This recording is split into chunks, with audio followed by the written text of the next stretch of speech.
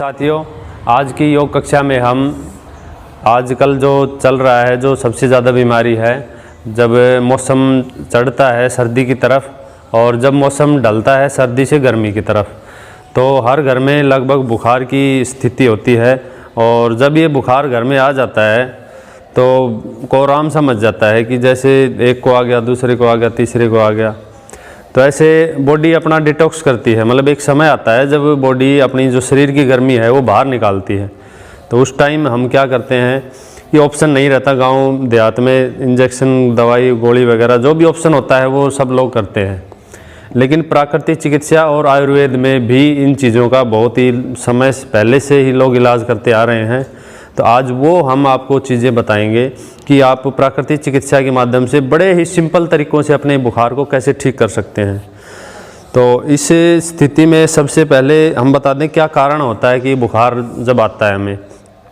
तो इसका सबसे बड़ा कारण है हमारी बड़ी आंत में और छोटी आंत में, हमारी जो पेट में जितने भी हैं, बड़ी आंत, छोटी आंत, और यहाँ पे गर्मी बन जाती है। मतलब धीरे धीरे जब समय के अनुसार खाना खाते रहते हैं, बॉडी डिटॉक्स नहीं करती, हम ज़्यादा मेहनत नहीं करते, पसीने ज़्यादा नहीं निकलते, तो शरीर में जो भी विकार होते हैं बॉडी उसको बाहर निकालने का प्रयास करती है। और ये इस मौसम में जब वो मौसम ठंडी की तरफ जाता है तब प्रयास करती है।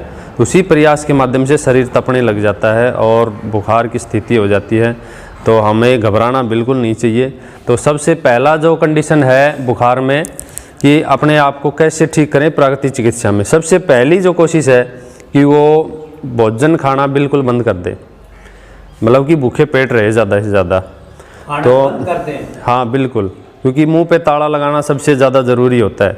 हम गांव देहात में क्या गलती करते हैं कि खाना तो बंद करवा देते हैं लेकिन चाय बिस्कुट चालू करवा देते हैं, वो बिल्कुल गलत है। एक तो बॉडी पहले से ही परेशान है, बॉडी चाहती है कि शरीर की गर्मी निकले, उसको काम मतलब आराम देना चाहिए अपने पाचन संस्थान को, ताकि वो जितने भी रस हैं वो जैसे लैट्रिन के माध्यम से निकाले या पेशाब के माध्यम से पानी पिए वैसे निकाले या पसीने के माध्यम से। लेकिन हम गलती करते हैं कि वो चीनी भी देखो, चाय वैसे एसिड बनाती है, और बुखार और जो बिस्कुट है उसमें भी मैदा वगैरह, घी वगैरह डाल के बड़ा कठोर बनाया जाता है, सरल तो वो भी नहीं रहता। तो ये लोग गलती करते हैं। तो चाय और बिस्कुट की बजाय उसको हल्का गुनगुना पानी या फिर जैसे 1 लीटर गर्म पानी में 100 मिलीग्राम शहद डाल के पूरे दिन वो पिलाना चाहिए, ताकि कमज़ोरी ना आए।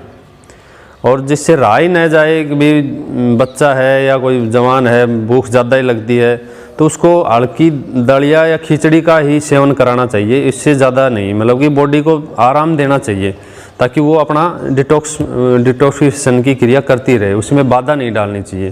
शहद और गर्म पानी आपने बताया, जब गर्म पानी को बॉईल कर लिया, हाँ। और उसको जब ठंडा होने के बाद शहद मिलाया जाता है, ना कि गर्म में ही। तो उसके बाद फिर वो पूरे दिन थोड़ा थोड़ा करके अपना पीते रहें, उससे शरीर में कमजोरी नहीं आएगी। एक ही बार भरकर रख ले थर्मस? हाँ, एक बार ही भर लें, उसे ताज़ा ताज़ा पीते रहें। जैसे आपने खिचड़ी और दलिया बताया, हाँ। खाना खाने के बाद, तो दलिया में भी तो आटा ही आता है। ये खिचड़ी और दलिया बिल्कुल हल्के हो जाते हैं, मतलब कि वो जो अपने आम भाषा में बोलते हैं, बुखार में जो जितना भी बीमार आदमी होता है सबको वो सबसे लाइट जो भोजन है वो ही देते हैं, मतलब हल्का होता है। हाँ, वैसे तो मनाही है बुखार में, लेकिन अगर किसी से बच्चे से या किसी नासमझ से नहीं रहा जाए तो उसके लिए है कि दलिया खिचड़ी ले सकता है अपनी, बाकी उससे ज़्यादा नहीं। तो उसके बाद खाली पेट कोई गोली ले ना जाए? नहीं, खाली पेट तो गोली की मैं बता ही नहीं रहा। प्राकृतिक चिकित्सा में तो सिर्फ खाली पेट ही इलाज चलता है, तो वही मैं आज बता रहा हूँ आपको कैसे करना है। तो सबसे पहला जो काम है वो तो खाली पेट रखना है, ज़्यादा से ज़्यादा खाना बंद, यानी कि मुंह पे ताला मार दो। मुंह पे ताला मार दो, अपने आप बॉडी डिटॉक्स करती रहेगी, उससे ज़्यादा दवाई गोली लेने की ज़रूरत नहीं।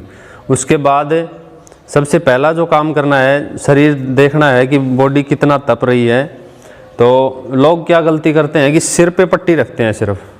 वैसे खांसी जुकाम हो तो सिर पर भी ठंडी पट्टी नहीं रखनी चाहिए, लेकिन अगर खांसी जुकाम नहीं है और बुखार है, शरीर तप रहा है तेज़ से, तो ठंडी पट्टी एक तो सिर पे होनी चाहिए और एक अपने पेड़ू भाग पे, जैसे कपड़ा निचोड़ के और अपने इस पेड़ू भाग पे यहाँ पे होनी चाहिए, क्योंकि इसको ज़्यादा जितना ठंडा करेंगे शरीर उतना ही ठंडा होगा, उतना ही टेम्परेचर डाउन आएगा, क्योंकि पूरे शरीर का आधार यही है और इसी को ठंडा करना होता है। उसके साथ साथ यहाँ पे भी पट्टी रखें, तो दोनों जगह पट्टी रखेंगे तो बुखार डाउन करने में सहायता मिलती है। और उसके बाद दूसरी प्रक्रिया है, जैसे हमने ये तो कर लिया, उससे डाउन कर लिया धीरे धीरे, एक प्रक्रिया अपन ने कर ली, तो अब शरीर की हेल्प करनी है। मतलब बॉडी क्या चाहती है, गर्म शरीर है, गर्मी पसीना निकालना चाहती है। अब आप कोई दवाई लोगे तो आपने देखा होगा बुखार की, वो भी तो पसीना ही लाती है, ज़्यादा बहुत ज़्यादा पसीना लाती है। जो भी गर्म टेबलेट जो एलोपैथी की मिलती है, हाँ उसमें गर्मी आती है, पसीना आता है बहुत ज़्यादा। तो हम पसीना नेचुरल तरीके से भी ले सकते हैं। तो उसमें क्या करें, जैसे पेशेंट को थोड़ा गर्म पानी पिला दें 1 गिलास, और फिर उसको पहले गर्म पानी पिलाना, हाँ गर्म पानी पिलाना है, और फिर उसको ऐसे, यानी कि ये सिर्फ सर ये यहाँ पे हाथ नीचे करो, चेहरा बाहर रहे ताकि सांस आता रहे अच्छे से, और बाकी सारी पूरी बॉडी को कवर करना है। ये सांस का कारण खोल रहा है। हाँ, और ये कवर ऐसे करना है कि एक चादर से नहीं, इसके ऊपर कंबल होना चाहिए। अगर पसीना नहीं आ रहा है तो कंबल के ऊपर रजाई भी डाल दो, तो इससे बॉडी में पसीना आना चाहिए, मेन बात ये है। और अगर किसी को पसीना ना आए बाय द वे, तो ऐसी घर में बोतल मिल जाती हैं, या फिर अपने प्लास्टिक की बोतल भी मिल जाती हैं जिसमें गर्म पानी, जो चपटी बोतल होती हैं जो घरों में मिल जाती हैं, तो उसमें गर्म पानी डाल के और यहाँ पे जैसे दीवार के साथ लगा के पेशेंट को, और उसके यहाँ पैरों पे लगा दें, यहाँ पे लगा दें, यहाँ पे जैसे लगा के और उसको ढक दें। जैसे वो पैरों के तलवों पे लगा के ढकेंगे ऐसे करके, तो ऐसे ढक दिया, तो ढकने के बाद यहाँ से गर्मी पहुँचेगी पूरे शरीर में, गर्मी जाएगी। हाँ, और वो गर्मी जैसे जाएगी बॉडी मतलब पसीना छोड़ेगी, और जैसे ही पसीना छोड़ेगी सिर्फ इसी क्रिया के माध्यम से बुखार अपने आप ही उतर जाता है। ये रामबाण क्रिया है। इससे मैंने करीब 20-25 लोगों को खाली अभी इसी बार फ़ोन आया था, तो ऐसे करके विधि से मैंने उनको बताया और उन्होंने अपना बुखार आराम से उतार लिया। तो ये इतनी ज़बरदस्त चिकित्सा है। तो इसके बाद ध्यान रखने वाली बात है कि जब इसको, हाँ जब इसको हटाएं, जैसे अब हमने इसके एक चादर रख दी, एक कंबल रख दिया, एक रजाई रख दी, पसीना आ गया करीब 15-20 मिनट, पेशेंट बिल्कुल गिल्ला हो गया, उसको पता चल गया कि भाई तेरा बहुत सारा निकल लिया, उसको खुद महसूस हो जाएगी कि मेरी बॉडी ठंडी हो गई। तो करीब आधा घंटा रखने के बाद पहले एक उठाएंगे, रजाई उठा दी, उसके बाद कंबल उठाएंगे, फिर धीरे धीरे चादर उठाएंगे, अचानक से उसको हवा में नहीं लाएंगे। ये सबसे मेन बात ध्यान रखने की है। हाँ, इसमें चिकित्सा में यही बात ध्यान रखनी है। और फिर ये अगर क्रिया करेंगे तो पंखे के नीचे भी नहीं करेंगे। तो अब फिर धीरे धीरे उसकी ये चादर भी हटा के, और फिर इसके करीब 10-15 मिनट बाद पूरे कपड़े उतार के, और फिर ऐसा कपड़ा ले लेंगे निवाए पानी का, ताज़ा पानी का, और उसको निचोड़ के और पूरे शरीर का स्पंज स्नान करवाएंगे। जैसे जो पसीना आ गया, चिपचिपी हो गई हमारी, जो रोम छिद्र खुले थे, तो उसको सारे से ऐसे स्पंज स्नान कराना, ताकि जो भी पसीना है वो निकल जाए। नहलाना नहीं है, गिला के वाल, हाँ पोछा मारना है। गरम से ठंडा। ये अगर गर्मियों में है बुखार और गर्मी से शरीर तप रहा है तो ठंडे पानी से, और अगर जुकाम खांसी है, सर्दियों में ऐसा लगे कि आपको भाई कफ की वजह से बुखार है, तो फिर निवाए मतलब थोड़े से हल्के से ताज़ा पानी से, ज़्यादा गर्म से भी नहीं, तो उससे पूरे शरीर को पूछ ले। तो पहले जी घबराने लगे तो जी नहीं घबराएगा, क्योंकि पानी पी के और तभी लेटता है पेशेंट आराम से।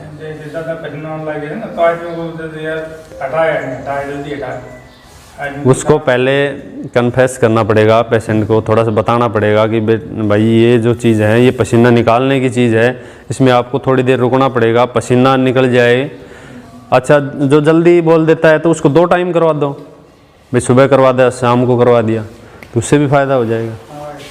अच्छा, कुछ लोग चलो इससे में नहीं कंफर्ट हो पाते, तो इसके अलावा एक और भी विधि है पाद स्नान, तो वो भी कर सकते हैं, उससे भी बुखार उतरता है। खड़े हो जाओ बेटा, वहाँ पैर टेको। ये बाल्टी है, इसमें गर्म पानी है। तो इसमें जैसे पेशेंट को वही पानी पिला दिया ताज़ा, और उसके बाद यूँ बिठा दिया और फिर ऐसे ही चादर से लपेट दिया।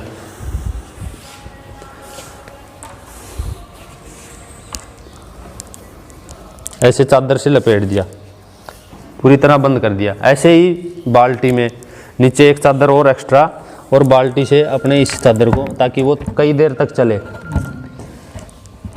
ये ऐसे, तो मतलब कि ज़्यादा देर तक ये गर्म चलता रहे। तो इससे क्या होगा कि जैसे गर्म पानी से जाएगा पूरी बॉडी में ऊपर गर्माश जाएगी, और यहाँ भी ये बैठे बैठे भी पसीना आएगा उसको। तो इस पसीने से भी बुखार उतरता है।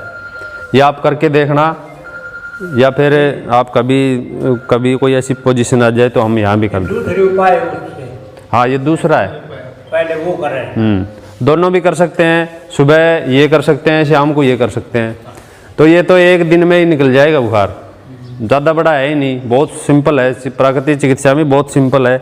तो ऐसे लोग जो सुई वगैरह से, गोली से डरते हैं, वो इन चीज़ों को अपना सकते हैं और आसानी से ठीक हो सकते हैं।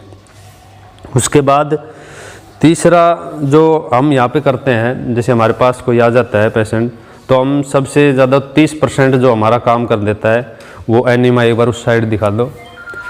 वो एनिमा हम देते हैं, तो बॉडी जैसे बड़ी आंत में गर्मी है वो तुरंत इससे निकल जाती है। तो आधा यानी कि 30% काम तो यही काम कर देता है।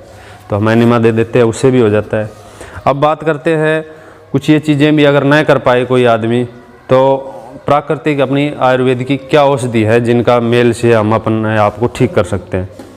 तो उसमें मैं सबसे पहले बताऊंगा, जैसे गिलोय होती है, नीम और गिलोय। गिलोय इतनी टुकड़ा सा ले लेते हैं, और गिलोय का इतना टुकड़ा सा लेके और उसमें 2-4 पत्ते नीम के डाल देते हैं, और प्लस उसमें त्रिफला चूर्ण, इसमें आधा चम्मच, ये तीनों को डाल के और उसको बॉईल कर लेते हैं। बॉईल करके और फिर उसको खाली पेट दे देते हैं। तो ये थोड़ा दस्त भी लगाता है, कई बार किसी को दस्त लगा देता है, या फिर जैसे शरीर में जो कड़वाहट जाएगी उसकी वजह से भी शरीर में बुखार में आसानी होती है। ये गर्मी लाता है। तो ये आंतों को साफ़ करेगा, जैसे ही आंतों को साफ़ करेगा तो आंतों की गर्मी हटते ही, और ये भी अच्छा काम करता है उस बुखार में, उसमें रिलैक्स हो जाता है। उसके बाद ये त्रिफला चूर्ण है। हाँ, जैसे एक गिलास पानी ले लिया, उसमें ये आधा चम्मच त्रिफला डाल दिया। यदि कोई बड़ा शरीर है, बड़ा आदमी है, तो 1.5 गिलास ले ले और 1 चम्मच त्रिफला चूर्ण। अब उसमें 2-4 पत्ती नीम की डाल दी और गिलोय की इतनी छोटी डंडी, और उसको बॉईल कर लिया। जब वो आधा रह जाए तब उसको ठंडा करके पी ले खाली पेट। ये भी बुखार उतारने में बहुत ज़्यादा हेल्प करता है। उसके बाद जैसे हर घर में, अगर मेरा बस चले तो मैं तो ये हर घर में रखवा दूं, क्योंकि अमृतारिष्ट होती है। ये बुखार उतारने में, हर तरह के बुखार उतारने में बहुत बड़ी मदद करती है। हाँ, ये अमृतारिष्ट है। ये अपने घर में हर किसी के घर में होनी चाहिए। खाना खाने के बाद जैसे थोड़ी बहुत खिचड़ी दलिया खा लिया, उसके बाद 2-2 ढक्कन ये ले लें तो बहुत अच्छा लाभ करती है बुखार के टाइम में। जैसे किसी के शरीर में हल्का हल्का बुखार हमेशा ही बना रहता है, हाँ, तो उसको ये लगभग 2 शीशी पिला दें तो उसका भी बुखार हमेशा के लिए निकल जाता है। बहुत से लोग ऐसे होते हैं कि यार हमेशा ही बुखार की मेरी वो रहती है, हाँ, देह टूटी रहती है, हल्का हल्का गर्म शरीर रहता है, लोग समझते हैं। तो उसमें क्या होता है कि वो नसों में बुखार रहता है, तो उसमें भी ये बहुत अच्छा काम करती है। ये भी मैंने बहुत से लोगों को दी है, बहुत अच्छा फ़ायदा हुआ है इसका। तो ये तो हर घर में होनी चाहिए। किसी को भी बुखार शुरू हो गया तो कुछ भी ना मिले तो तुरंत खाना खाने के बाद 2-2 ढक्कन दे दो, दिन में 2-3 बार। छोटा बच्चा है तो 1-1 ढक्कन दे दो, और भी बिल्कुल छोटा है तो आधा ढक्कन दे दो, आधा थोड़ा सा पानी मिला के, तो ये कुछ न कुछ जाएगा। अमृतारिष्ट। तो उसके बाद फिर आता है माँ सुदर्शन वटी। जैसे ये वटियाँ बनाई हुई हैं, माँ सुदर्शन घनवटी, नीम, गिलोय, पित्त पापड़ा, चिरायता, कुटकी, पनीर डोडा, इन सब दवाइयों से बना हुआ है जो बुखार को निकालने में मदद करती हैं। तो ये भी गोली अगर 1-1 गर्म पानी से लें तो ये भी निकालती है। तो ये बुखार निकालने में बड़ा मदद करती है। ये चीज़ें ऐसी है कि अपने घर पे रहनी चाहिए। और फिर हम ये गौमूत्र में भी वही 7 औषधि सप्ताहामृत बना के गौमूत्र में भी निकालते हैं, तो ये भी बुखार शांत करती है। तो इस तरह से अपना बुखार अपन नेचुरल तरीके से उतार सकते हैं।